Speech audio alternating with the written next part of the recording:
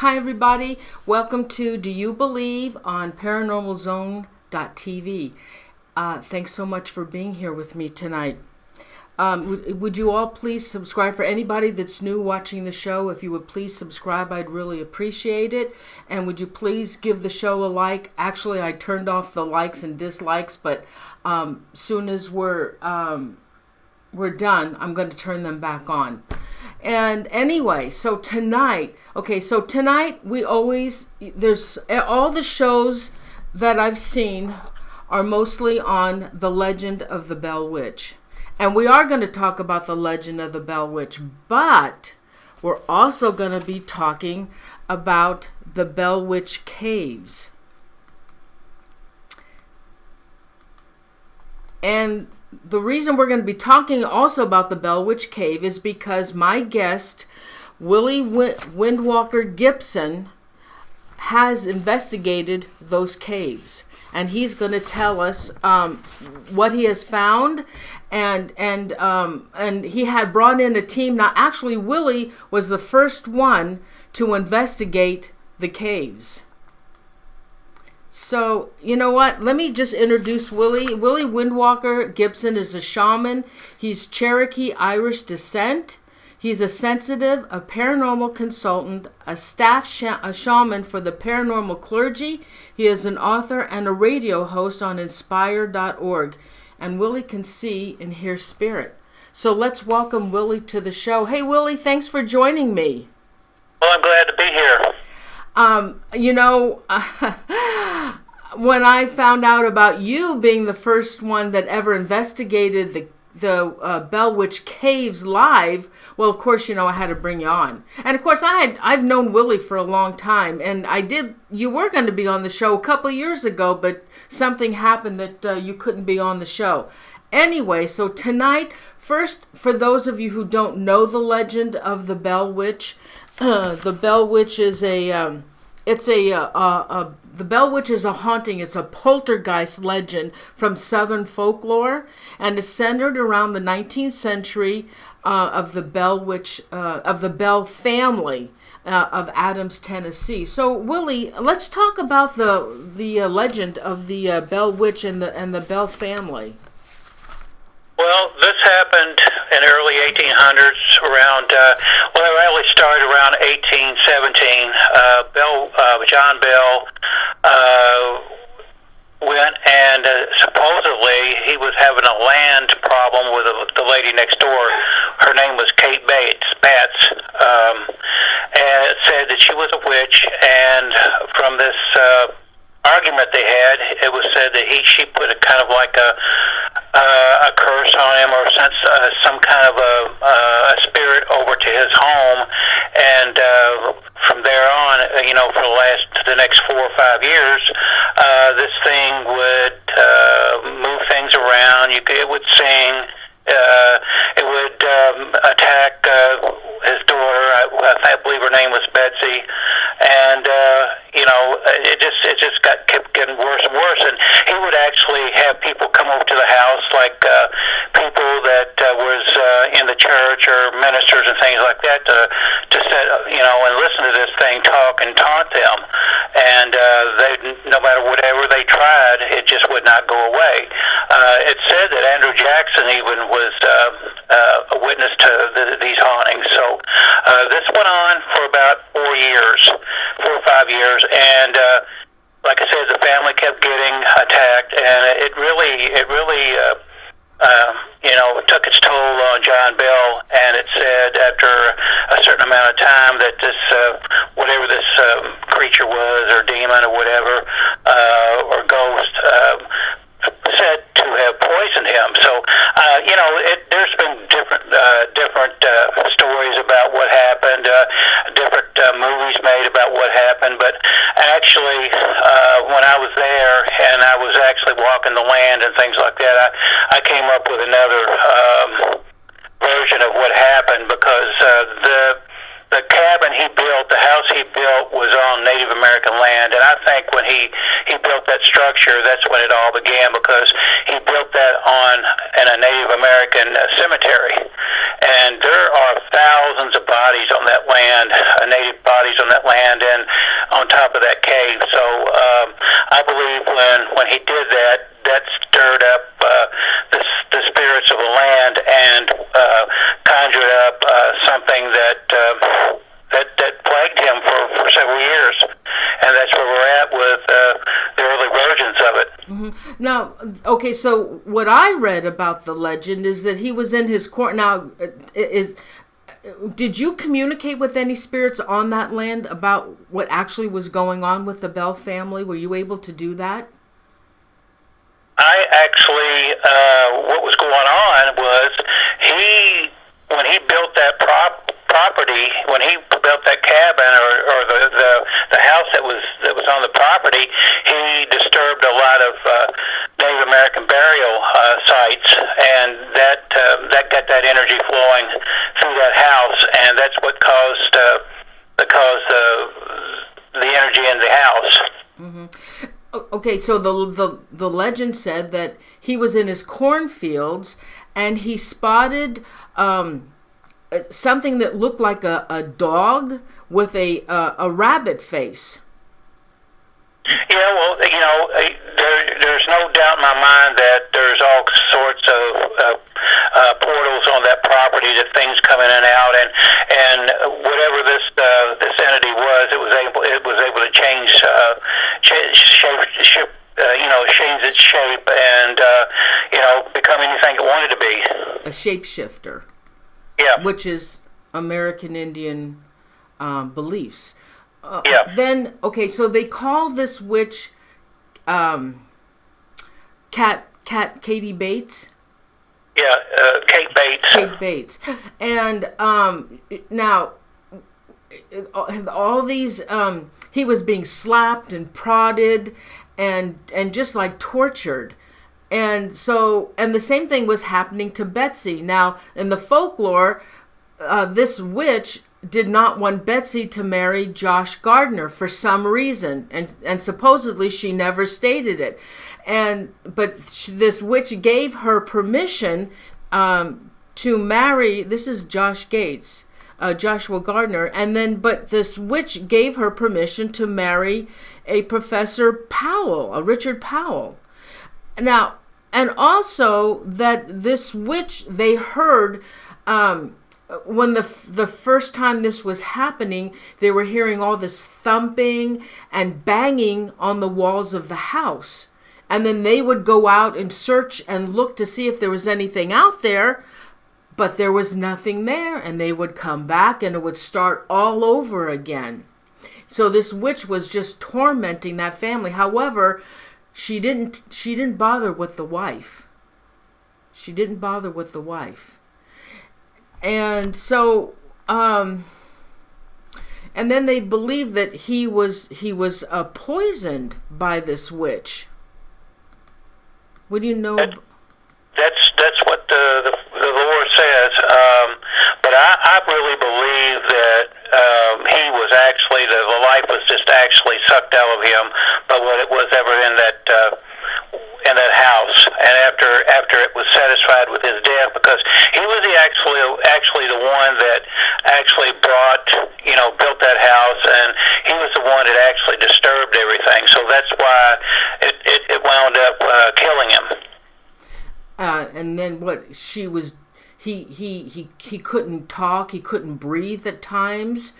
Is this what do you think was actually happening to him? That was what's happening to him, and all around Adams there on that property. I mean, it's just the energy is so forceful, it's so strong, and even the town itself of Adams. It's when you go within the town perimeter, you can actually feel the energy start. I mean, it started hitting me when we first hit the outskirts of town, and we did some filming actually inside the cemetery where some of the bells were buried, and we were having all kinds of problems with the film equipment and things breaking down before we even got to the cave site. Mm-hmm. All right, so when you first got there, and you were walking around where the property was, what were you doing at that time? Well, how were you trying to communicate? Were you What were you doing?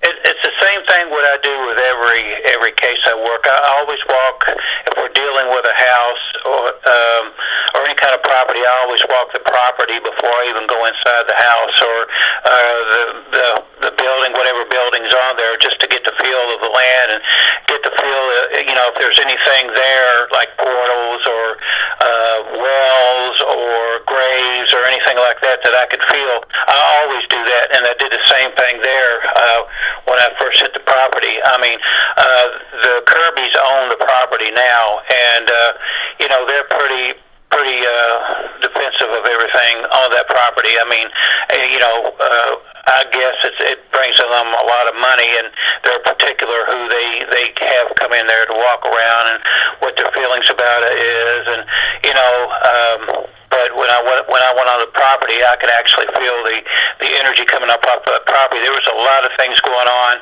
There was a lot of water on that property underneath of it. There's a gorge beside the property, and you can look down in that gorge, and you can see, you can just feel the energy come off that water, help fueling that energy on that property. Did anybody try to communicate with you while you were walking around?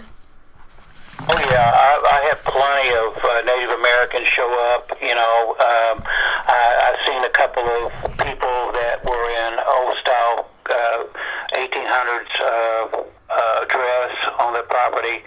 I've seen a couple of young males on the property. I've seen a female on the property, and the 1800s style dress. Even up until the time I actually went in the cave, we got to Adams probably early in the morning. I mean, it was like 11 o'clock, and we didn't start filming the show until about 3 in the afternoon, and we spent a good 8-9 hours underground. Oh, so mostly underground in the cave? Not so much? Yes, we spent that long inside the cave filming. So were you getting much activity above the cave? As we got to Adams, this is what happened to us the morning of.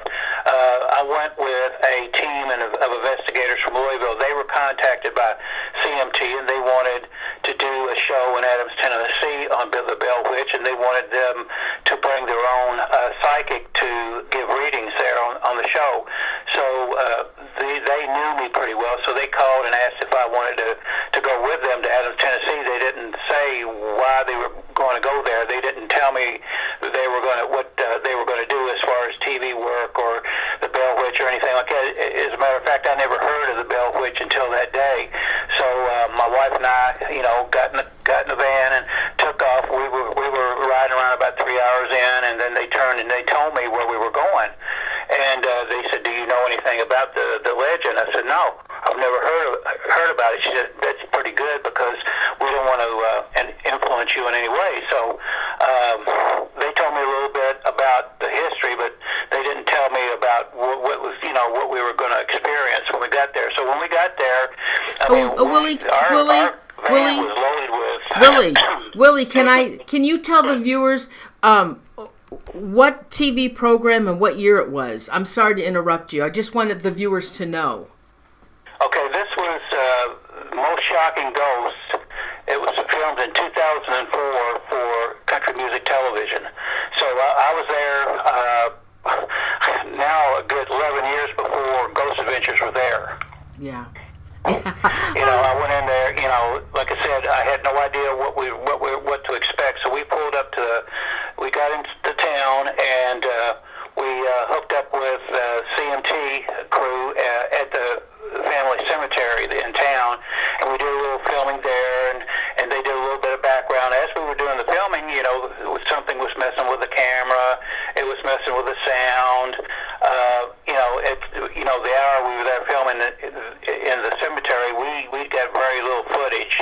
So we decided to go on to the farm, the cave site. So when we got there, when you pull up, there's a gate there, and you have to be allowed to go in there.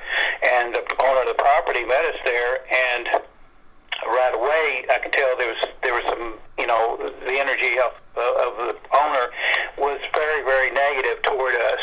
So he looked at us and he told the paranormal team that I was with, they had all this high-tech equipment that we couldn't take anything like that in there. They were only going to allow me in and 2 of the investigators. Well, we had 6 investigators with us, so those 6 investigators plus all that equipment wasn't allowed in. The only thing allowed in as far as the paranormal team was 2 handheld cameras and a couple of EMF meters and a couple of thermometers. That's it.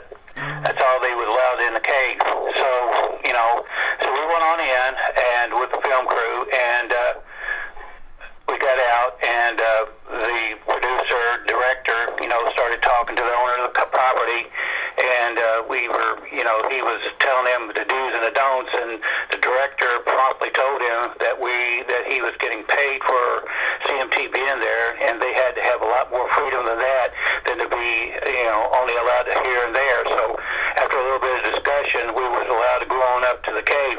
Now, CMT brought their own psychic with them, a lady named Mary.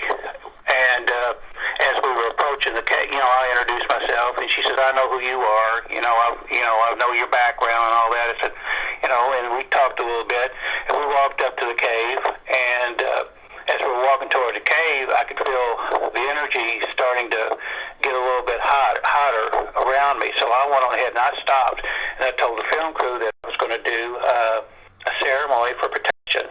So I went on ahead and protected myself, and I did my saging and my prayer, and they were all standing around there looking at me, and I asked their psychic, Mary, I said, "Are you gonna put protections up?" She said, "I've got this amulet that protects me, and I'm pretty well protected." I said, "Are you sure?" She said, "Yes."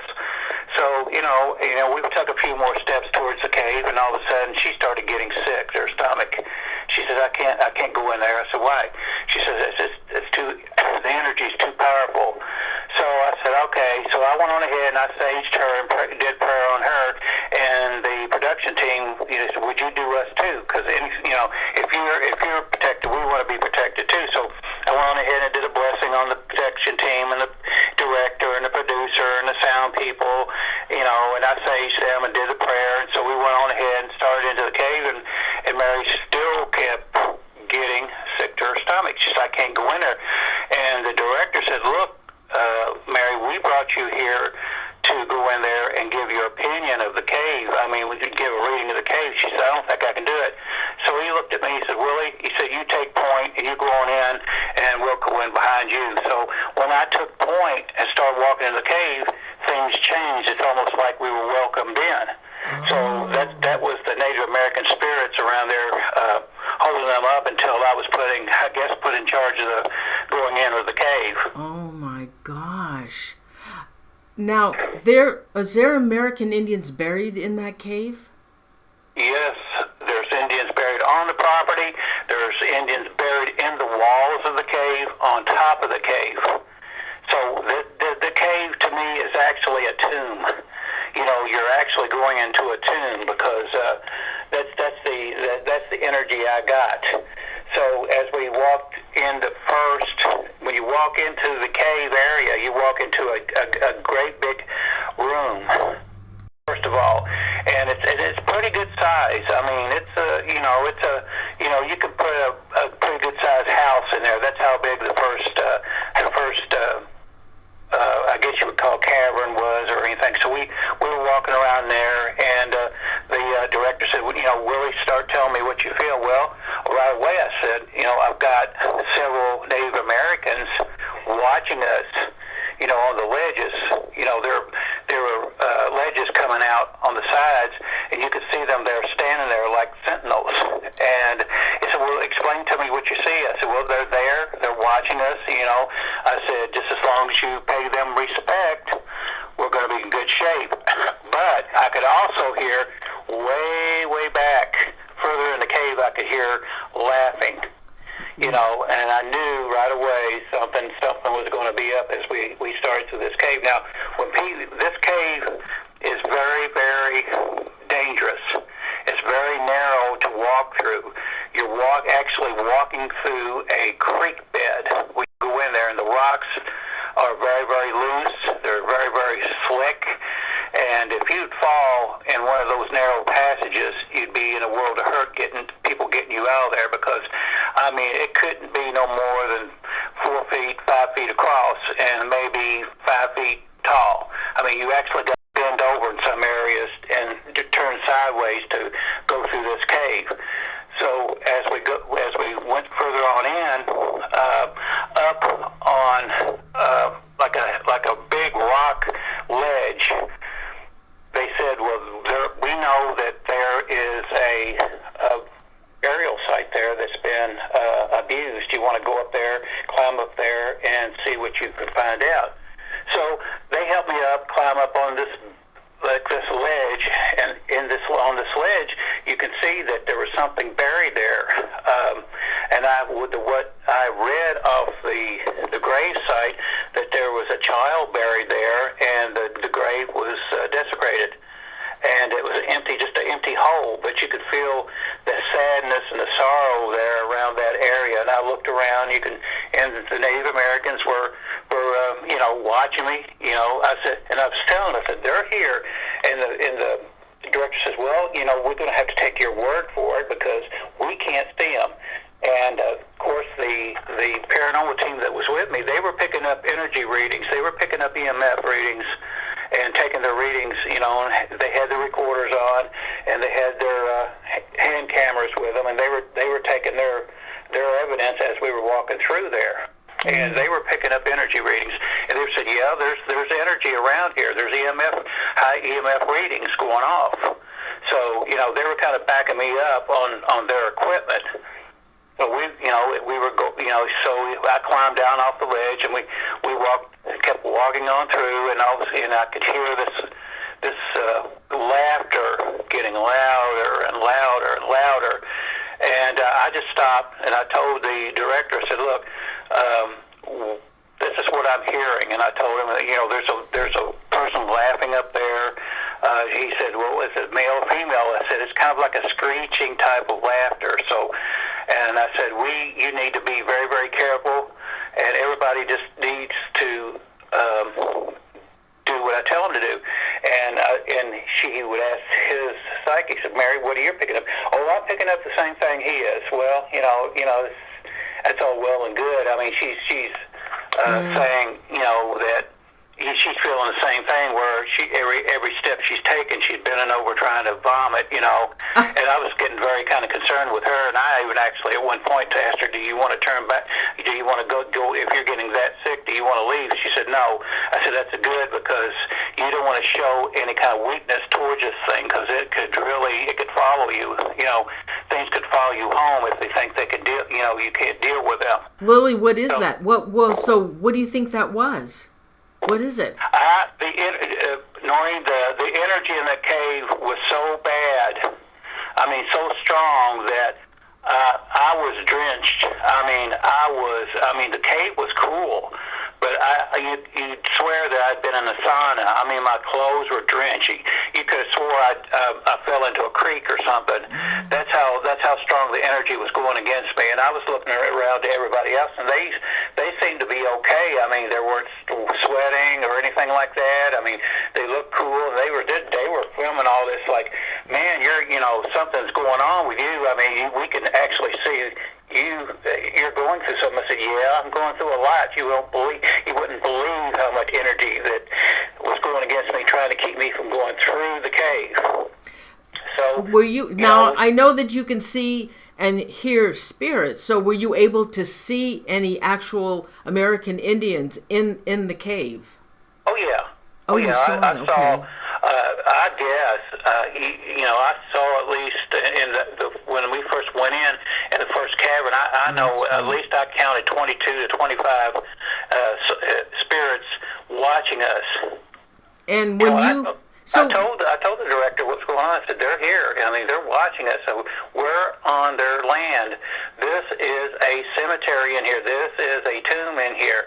There are actually bodies above our heads on each side of us. And he said, okay, so let's go on through. See, this show was a CMT CMT special for Halloween. So they thought they were just going to go in there, have a little Halloween fun, and go out there and say boo, boo, boo, boo, and everything was going to be campy and all that. I told them when we go in there, this is going to be dangerous. He said, oh, okay. So, they took it with a grain of salt, and of course, they started, kind of giggling a little bit. And I said, look, you need to show respect. We're going to have problems if you don't. I kept telling them this every time that we'd cut for a take, or I said, you need to stop, and listen to me. Okay, we'll listen to you. So we kept on. I said, now we rested for a little bit. Every time we go into, there's about 3 major caverns inside that. Now, when the Ghost Adventures went in there a couple of weeks ago, he got stopped at a certain point. There was a lot of caves still left. He got stopped because there was water that was built up in there, and they couldn't get through there.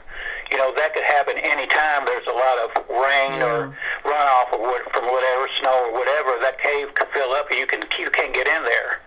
So, I had the privilege of going all the way through it.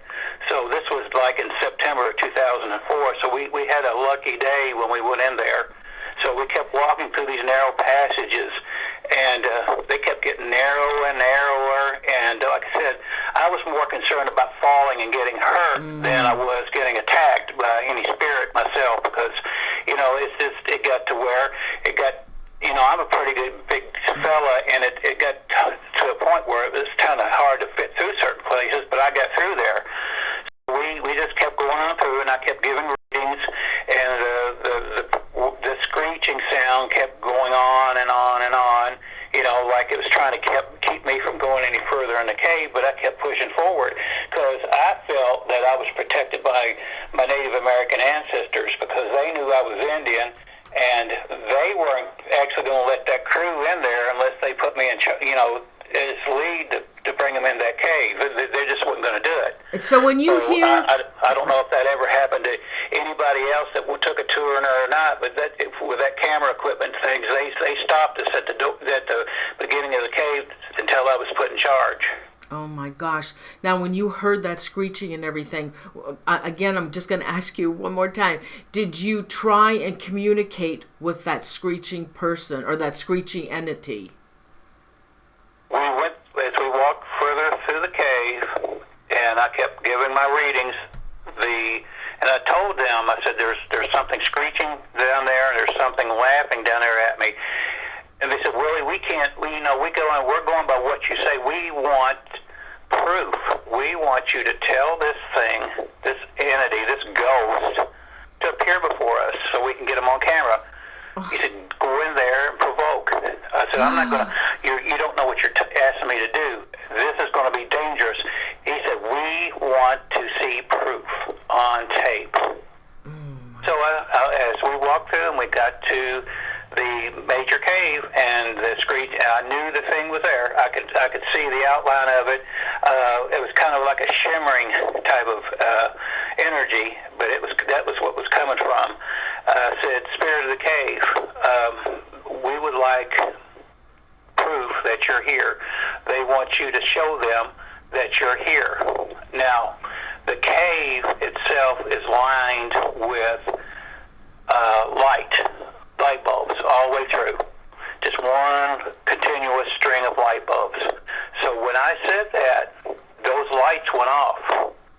The camera was shut down. All camera equipment was shut off. All lights were shut off.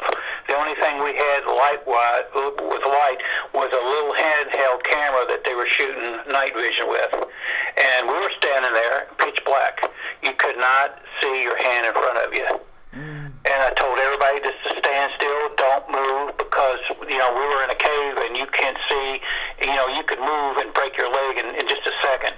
And the director, we're standing there in the dark, and the director said, what just happened, Willie? I said, you wanted proof that this thing was here. It showed you. He said, now what we're going to do? What are we going to do? How are we going to get out of here? We can't see where we're going. And the cameras are off, and then the cameraman says, Willie, I just put a new battery in this camera before we started shooting in here. there's no way that this camera could have shut off. So I said, Spirit of the cave, would you please allow us to have light and bring our equipment back online so we can leave? I no sooner said that, everything came on. All the lights in the cave came on, all the camera equipment came on. And the director said, what just happened? I said, there's your proof. Wow. So, Willie, anybody that goes into this cave and wants to provoke, what do you think will happen to them? They're going to get hurt. They're going to get hurt. They're either going to get scratched, pushed, something's going to happen. You're going to get hurt some way. That's why I told the director, do not ask me to do this. Well, the spirit, even the energy that was coming off the spirit was not good. Whatever killed John Bell was in that cave. It's in that cave. It's got Native Americans in that cave. I don't know if, I think they're there to protect the bodies that's actually in the cave and around the property. I think that's why they stay there. This thing is just there, taking up residence, and it's not. It did what it was supposed to do. It killed John Bell, so it's in that cave, and that's where a portal is, and things come in and out of that portal. So that's where it's getting its energy from. And the Native Americans are there just to try to keep peace on that property as far as the Native American standpoint goes. And the different shows that have taped on that property have went to, they've told the John Bell story and all about the Bells, but they don't realize that there's another story there. There's Native Americans on that property that needs to be told about. That property is, Native American burial grounds. So, it would be nice if somebody would tell a story about that. Well, that's what I have you on for. So that's why I'm here. That's exactly what's going on. You've got a lot of different things going on. You've got Native American spirits there protecting their dead. You've got some kind of entity that's in that cave that's dwelling in there, and it's going back and forth in between dimensions. You've also got white people that's been killed. I think one of the stories that I got on the property that there was actually some settlers there before John Bell, and they were actually killed on the property by I don't know if they attacked Indians or the Indians attacked them, but I think a whole family was killed on that property prior to John Bell coming there, and nobody knew about it. But I believe they're on that property someplace too. Their graves. Wow. Did you know this at the time that you went there? There was another family that had been killed? No, I didn't. Oh. I got all this on the property when I was walking around doing my reading, my energy reading. I actually saw them on the property, and this is what I got from some of the spirits there, that they were killed prior to John Bell in the family moving on the property.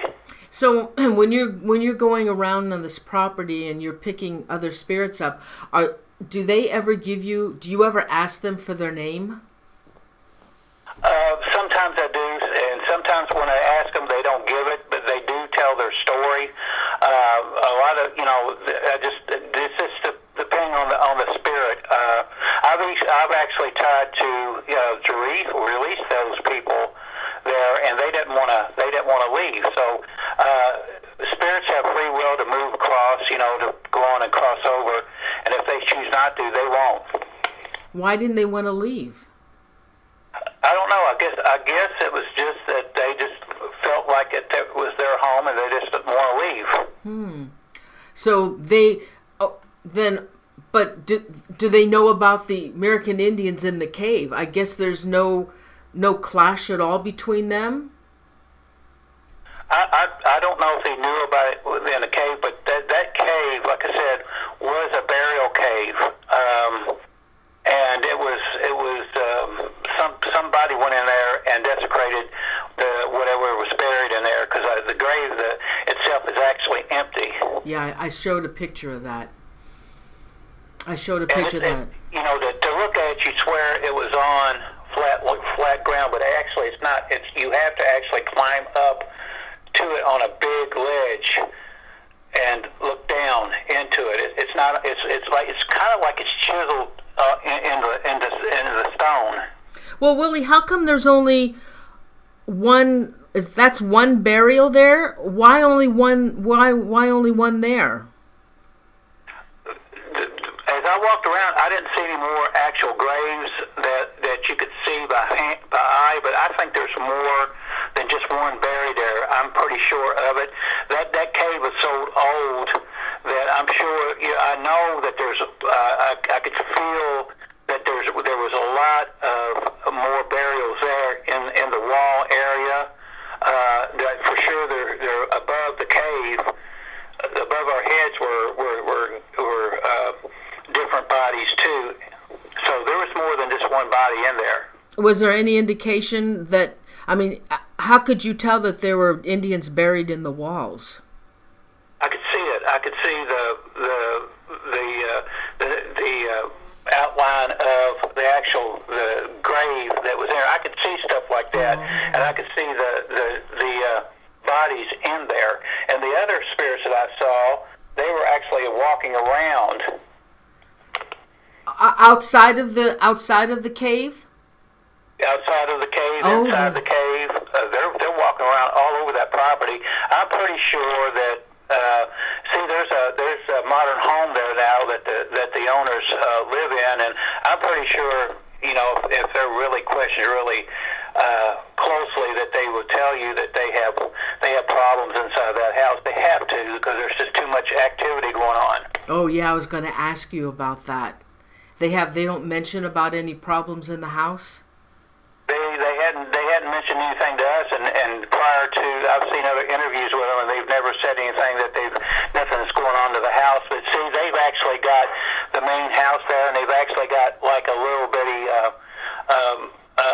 place built where people can, you know, sit and wait to go on tours, like a little waiting area down below the cave. So there's that dwelling there too. So, and also, you know, the whole town, you know, is based on Bell Witch. I mean, that's a lot of their living. I mean, you know, they got a store there, and they got a museum there, and they got a replica of the old house there, and you know, and that's what they protect that legend really, really close.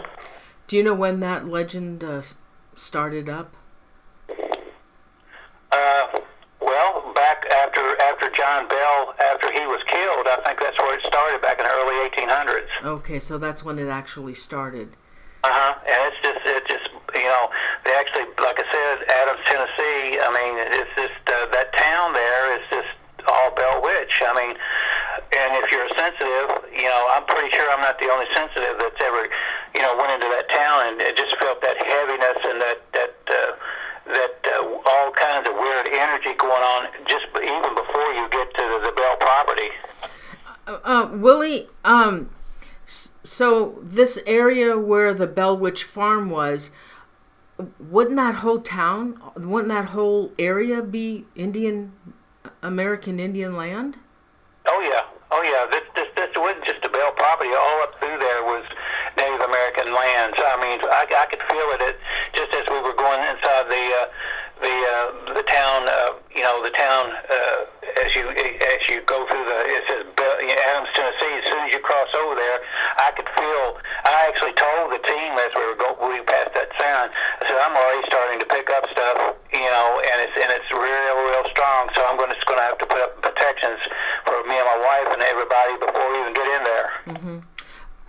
Now, did you bring in any like a digital recorder or anything like that with you when you do go in onto these investigations, but especially like the cave? Did you bring any instruments with you? The only thing I brought with me was my medicine bag. I let the paranormal team, you know, bring all their instruments in and things like that. I had my medicine bag with me, and it's a good thing I did. Now, Willie, how did you feel? I mean, you being an American Indian, how did you feel going into the cave, knowing that this was all going on? Well, when they finally told me as we were in the van going down there a little bit about John Bell and Kate Bates and all that, they didn't mention anything about Indians. They just mentioned about a witch that that was causing this guy problems. I never knew anything about Bell Witch before I even got in that van. It wasn't until I actually stepped on the property that I actually knew what was going on and where I was. Yeah, I didn't hear anything about American Indian. The only thing I heard about was that grave. Now, I had heard that grave, there was an American Indian buried in there, but you're saying it was a girl that was buried in that cave? It was a female child from what I got from the grave. It was a female child buried there, and I do not know why that child was. Well, I picked up little snips of what was going on. I think the grave was desecrated by some white people, and it could be that's why the first settlers that were killed there were killed, because I think they went inside that cave and took out, just desecrated it because it was Native American. Oh, very interesting. Yeah, and there's not even any bones or anything left. So it was cleaned out pretty good. Whoever did it. What else did you pick up? Okay, so you were there and you did your rituals or your shaman rituals, but did any of the American Indians talk to you? Did they give you any messages? Well, the ones that did communicate with me told me we were in a burial cave, and they were there protecting that property, that burial property. And as far as John Bell goes, they didn't tell me anything about that. I mean, I picked all that up from the energy from the property itself, where the actual house was. I stood there and did the reading in that area, and that's what happened. That he went on that property and built that house, and being as he was the head of the property, head of the family, that's why he was killed. Oh my gosh! Had nothing to do with an actual witch. What it had to do with was the Indian, desecration of Indian property, and the spirits sent something there to take care of him. Oh, interesting. Now that's going to be a hard one to sell, because everybody believes the legend of the Bell Witch.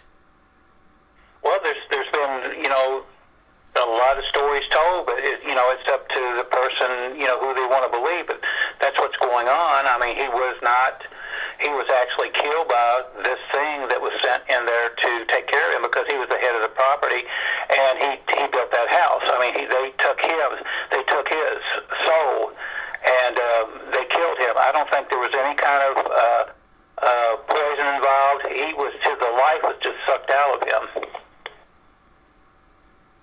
Yeah, there were drawings from 1874, I believe, depicting him in bed and the poison and everything. So, the other investigators that were with you, did they bring any voice recorders? Like I said, they brought the usual stuff that they were allowed. They were only allowed to bring 2 cameras with them, a couple of recorders, some EMF meters, some thermometers, and they had told me that they had picked up some stuff on the EMF, and they had got some stuff on their recordings, but I never did get to see them. Actually, after that was made, they never did contact me anymore after that, because I was actually, they had, like I said, they had about 6 investigators with them, and even my own wife wasn't allowed to come with me on the walk. I mean, she was told she had to stay down, in the rest area with the rest of the investigators, and they kind of, after we got through and we got back in it, we got done filming and we started back home like 1 o'clock the next day, as we were going down we don't. We're not mad at you because we didn't have our team wasn't allowed, all of our team wasn't allowed to go in there with all of our equipment. It wasn't your fault. Well, they never did talk to me after that, and I never did see any of the evidence that they got. Oh my goodness. Oh yeah. What the heck? And you, how long were you into this cave? How long you were there? We were picked up 8 o'clock that morning. We were on the road about 3.5 hours. We got there around noontime. We met the director for CMT there at the cemetery, and he said that he wanted to wait a little while before we go into the cave for atmosphere. So he wanted to wait till nighttime. So we had to stay there like 3 or 4 hours, around the cave. We went for a tour of the town and all that. So we got there about 3 in the afternoon, and we started filming. We filmed from 3 o'clock in the afternoon to midnight. Oh my gosh. Was there anything? Yeah, we were in there about 9 hours. Oh my gosh. When the actual segment came out, we were there. We got 15 minutes of segment out of 9 hours. Oh my gosh. Were you sad at all? Did you have any sadness or overcome of sadness at all? Well, not only that, being in there that long and being hit with all that energy, it was all I could do. When all of the lights and everything was taken out, and I had to negotiate with this thing for everything to come on.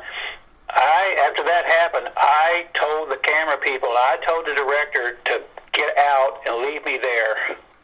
They left me there with a producer with some light, and she said, "What do you want to do?" So I took out a medicine pouch I had made, and I put it down as a gift. I was told not to leave anything there by the owner. He said, "Don't put anything there. We don't want anything.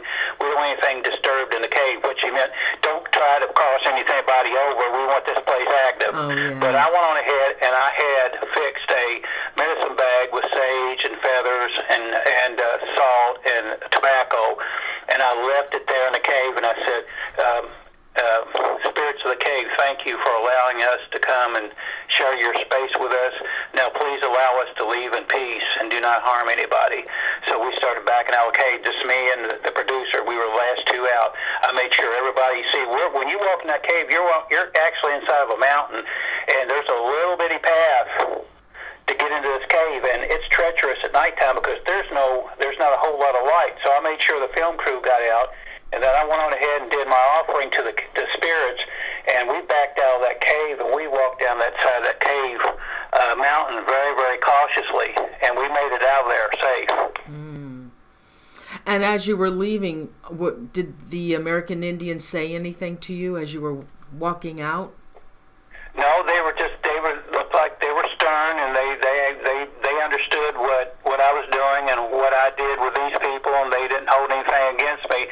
And I think, I'm not, going on an ego trip or anything, but I think if I hadn't have been there, they would have been hurt. Well, then something would have happened to hurt. Somebody would have got some camera equipment would have malfunctioned or something. Somebody might have been pushed or scratched or anything, but they got out of there without being hurt. I think some people have been hurt in that cave. Yeah, I'm pretty sure that they have too. Yeah. But these people, they went out of their way to get something on film.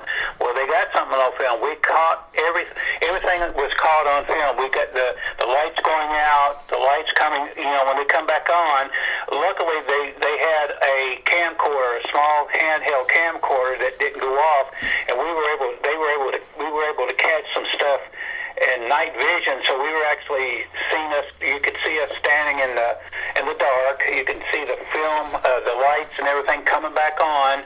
And it was a very, very highly rated show for 2004. It was shown several times. I wish they would show it again. I would love to see it. Well, I do know they have it on DVD. They're selling DVDs of it. So I'm sure if somebody wanted to go there and to check it out with the Most Shocking Ghosts 2004 Bell Witch, that they could buy, a DVD of the actual show. I would love to see it. From what I understand also, that if you take anything from that cave, that bad things start happening to you. And that I was told that too, and I made sure that nobody, I told nobody take anything, nobody take any rocks or anything. I was told not to leave anything, in a way of trying to cross anything over or anything like that, shut anything down. I just left that little medicine bag as a tribute, to them, to show them that the respect. See, they were disrespected there when we were provoking them, and they knew it wasn't my idea. They knew who wanted that done. So I was lucky to get that director out of there safely. Willie, what I don't understand though is I'm sure they're really disturbed about all these people coming into their cave, and if they are if that one entity was that powerful enough to kill John Bell, how come they're not doing more harm to the people that are coming into the cave to prevent any more of people coming in there and disturbing them?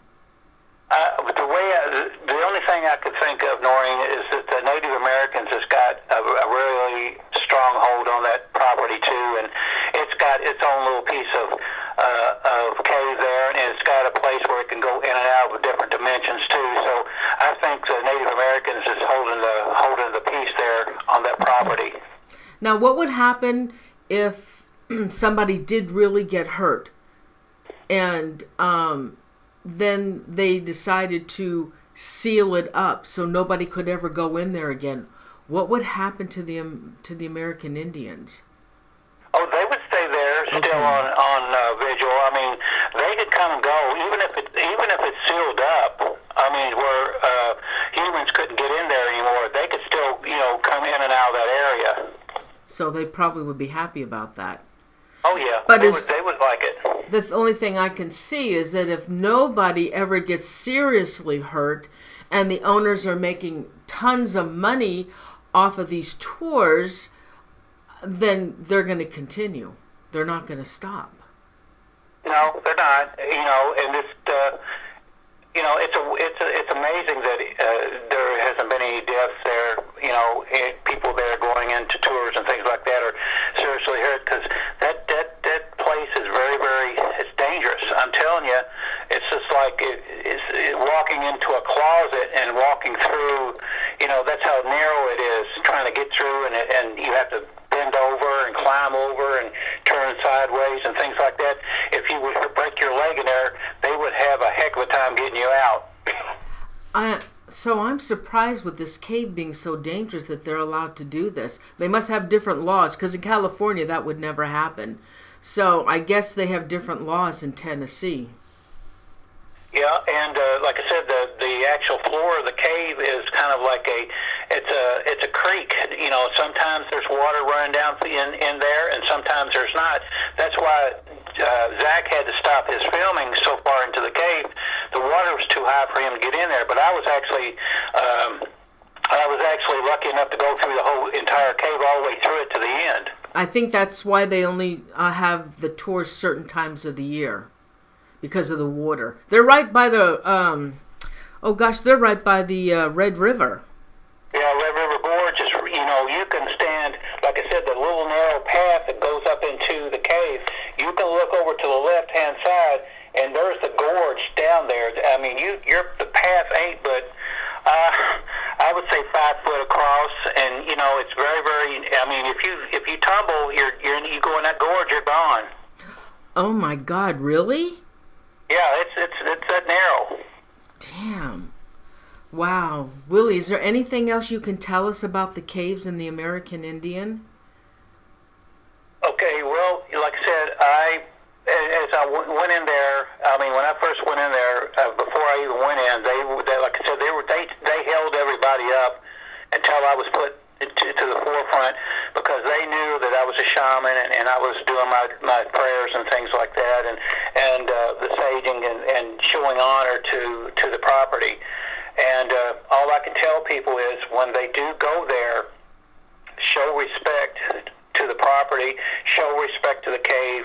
Don't go in there being giddy and, laughing and things like that. And you sure don't want to go in there drinking, so just show respect to the property. You can get in there and look around and get out of there without no problem. But if you go in there and you try to show that you got some kind of power and you start provoking and things like that, they'll show you don't have it.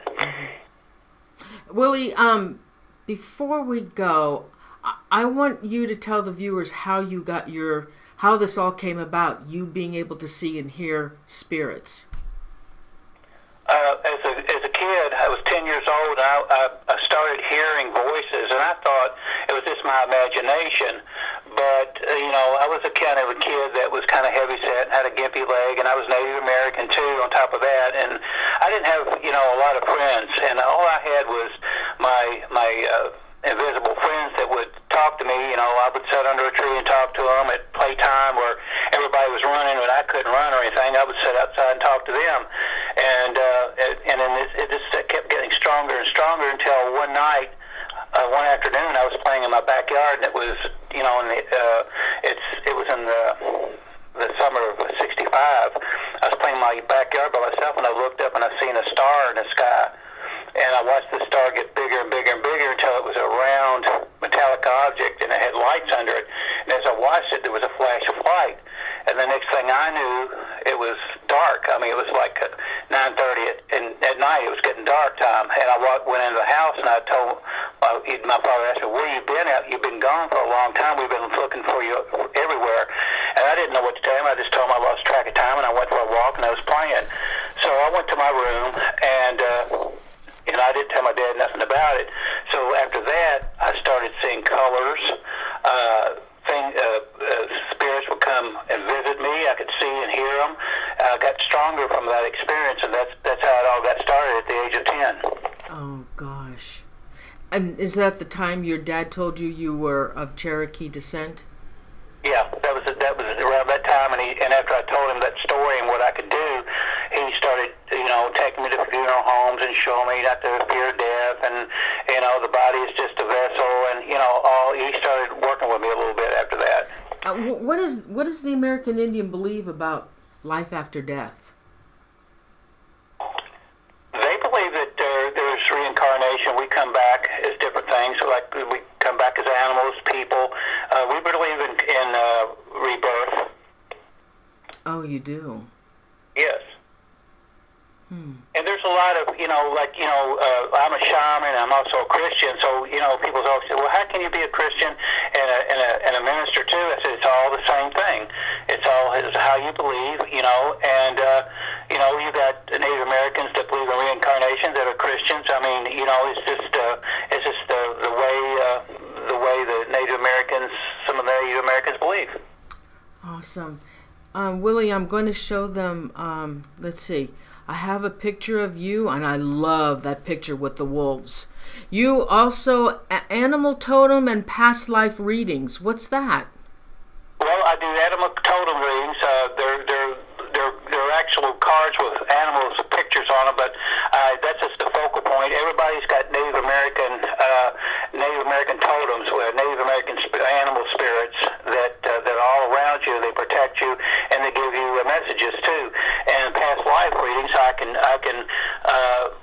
go into your past life and tell you, what you were in a past life, or if something needs to be cleared up in a past life to help you in this lifetime, I can do that too. And how do you do this? Over the phone, over Skype?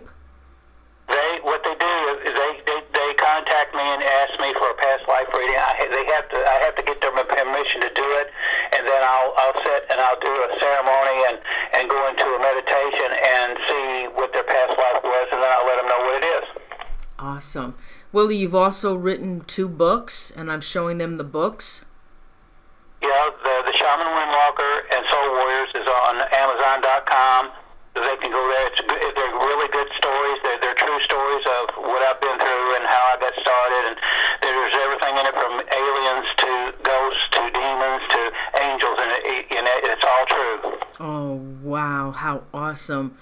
Oh gosh, Willie, thank you so much. It was such a pleasure to finally have you on the show. I really appreciate it, and I enjoyed your story. Thank you very much. And I'm hoping that others will find out about the American Indian being in those caves. Well, thank you for having me on, Noreen. Thank you so much. Good night, Willie. Thanks. Good night. Night.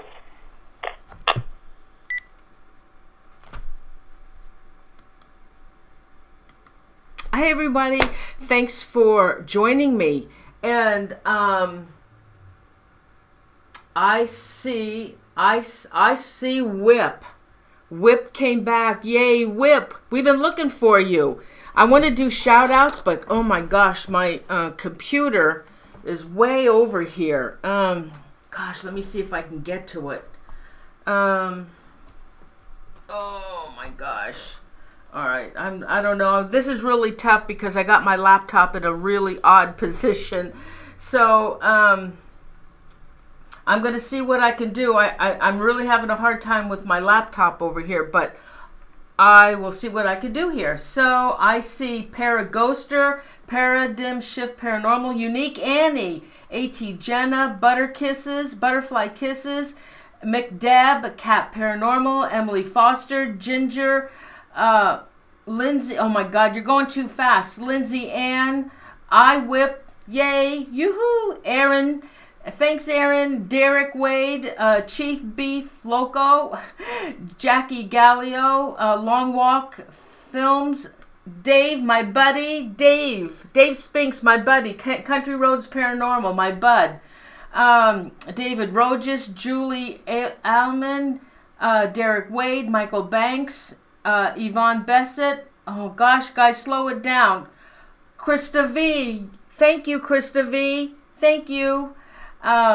Penny Diaz, TT Paranormal, Winter Sky, F Warrior, Long Walk Films, Medra Knight, The Unseen Scene, Cremus Productions, Tucker Brown, Luscious Huntress. Oh, I like that name. Carrie K. Magic 51. Quizzle, I got your name. I know it, Quizzle. Whitney Vance David Coffin, Lush Girl, the Penny Dias. Yeah, hi, sweetie. Michelle Letchford, Royce. Hey, Royce. Lisa Bevan, Rebecca. That's me. B Singer. Hi, B Singer. Oh gosh, yeah, Krista, we missed you. Chrissy Alley Eshen, Trent. Hey, Trent. And of course, my Unique Annie. Okay, Chipper, yay, hey Chipper, Night Lover. Nice to see you, Night Lover. Missed you. Let's see, Whitney, I have Whitney. Did I miss anybody? Keep going if I missed anybody. Jen Treasure Trove. 100% whey protein. Anybody else?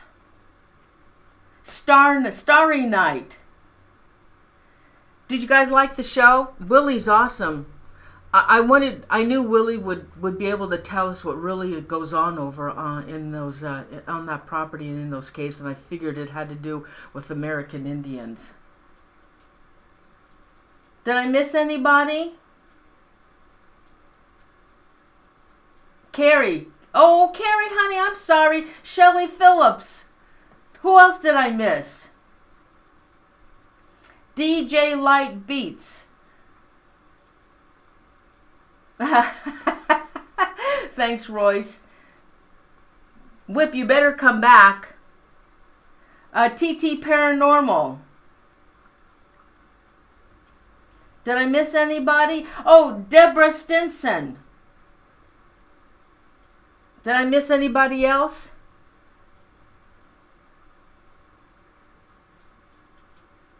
I think I said Ginger. Carl White. Okay, hi, honey.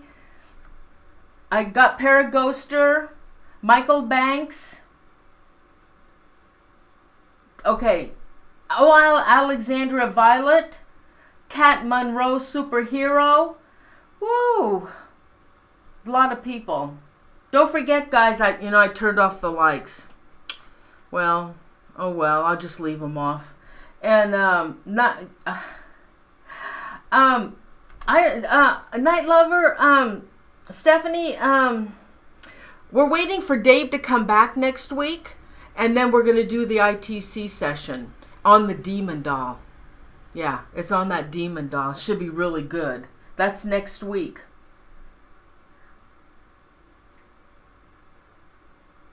Kendall Jenner, John Cahill, gee, wow, Zozo S. Father. Oh my God. Yeah, I know. Betty says I can make a show just doing shout outs. Hey, guess what? Oh yeah, tonight was navy blue. Guess what? On Saturday, I have an extra bonus show, and I have Harvey Althouse, who is a remote viewer, and I want him to go back into some haunted locations like the Valeska House. I would love him to check out the Bell Witch, but I'm gonna give him some locations for him to see if he can go back and give us some information. And he's going to also tell you exactly what a remote viewer does. And he also has the Ghost Box, one of Anthony's apps, and he may use that as well. Hey, don't forget, guys, Anthony's apps, you can get them at ghosthunterapps.com. They're absolutely awesome. His apps are going crazy, absolutely crazy. And so Saturday, I hope you join me. Should be a fun show. I've got a great lineup for up and through May. I've got some fabulous shows, and I'm hoping that you'll stick with me and come back every week. Hey, listen, also, I'm intermingling another show, and it's My Ghost Stories by real people and their real stories. And I already have a couple people lined up, and they're really fascinating stories. And I don't know if I'm just gonna put them in with the lineup or intermingle with a bonus show with these stories. But some of them are pretty scary, and some of them, and they're to do with demonic topics. So I have one that I'm going to show right away as soon as I can connect with him. It's crazy, and he's got pictures and everything to he has pictures and everything to show what's going on in his house. So anyway, thanks everyone for being here, and I really appreciate it. It was nice to see Night Lover and Krista V. I miss you, and I miss you guys, and of course my unique Annie as well. Oh, Melissa P. I didn't say hi to Melissa, and Don Short, and Yvonne Bissett. Is there anybody else I forgot? So remember, if you got any of you go to the caves, the Bell Witch Cave, please be respectful. Like Willie said, be respectful. So anyway, everybody, I'm going to say goodnight, and I just thank you all so much for being here. And Dave, I'll talk to you in a little bit, and have a wonderful evening, and have a wonderful weekend. Okay, everybody? I love you. Good night. Thank you. Be safe. Good night, everyone.